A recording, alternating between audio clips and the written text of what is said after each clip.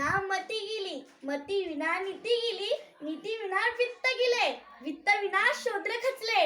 इतक्यानंतर एका विद्येने गेले. शिक्षण हे वाणीचं दूध आहे, ती मी माझ्या लेकरांना देणार होते. शेरपटासारखे जगला ना तर काम तमाम होईल, शेरपटासारखे जगला ना तर काम तमाम होईल.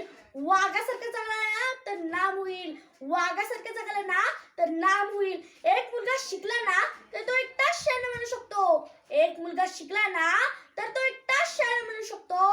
पण एक मुलगी जर शिकली ना त्या घरदाराला शहाणी बनवेल, त्या घरदाराला शहाणी बनवेल.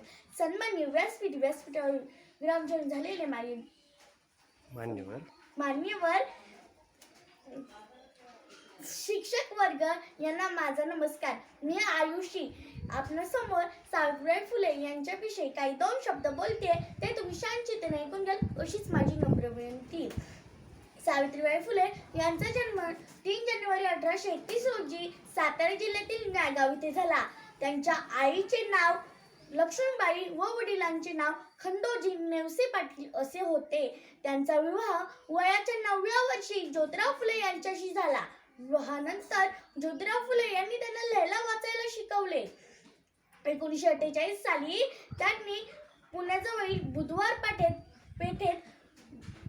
भिडेवाड्यात मुलींची पहिली शाळा उघडली. सावित्रीबाई त्या शाळेत शिकवायला जात, पण लोक त्यांच्यावर शेण, माती, दगड, कचरा फेकायचे. पण त्यांनी हार मानली नाही. त्यांनी त्या मुलींना शिकवत राहिल्या. एक साडी जास्त आणायच्या आपल्यावर व वर्गात जाऊन नेसायच्या. असं त्यांचं कार्य पुढे चालत गेलं व त्यांनी दिल्लीमध्ये त्यांना पुरस्कार मिळाला. अशा त्यांच्या खूप शाळा उघड झाल्या. मित्रांनो, पहिले त्यांच्या शाळेत 9 का 6 विद्यार्थी होते, पण त्यांच्यात पुढे 40-50 अशा विद्यार्थिनी झालीता. म्हणूनच म्हणते चूल आणि मूल सोडून हाती धरायला शिकवली तिने पाटी, चूल आणि मूल सोडून हाती धरायला शिकवली तिने पाटी. नमन त्या माऊलीला जी झिजली फक्त आमच्यासाठी, ती झिजली फक्त आमच्यासाठी. जाता जाता मला एवढंच बोलावंसं वाटतं, सावित्रीबाई फुले तुझ्या लेकींच्या पंखात आज आकाशात झोपवण्याचं बळ आहे. तू केलेल्या कार्याचेच आज हे फळ आहे. एवढे बोलून मी माझ्या भाषणाला पूर्णविराम देते आणि जाता जाता सावित्रीबाई फुले यांचा जयघोष करून जाते.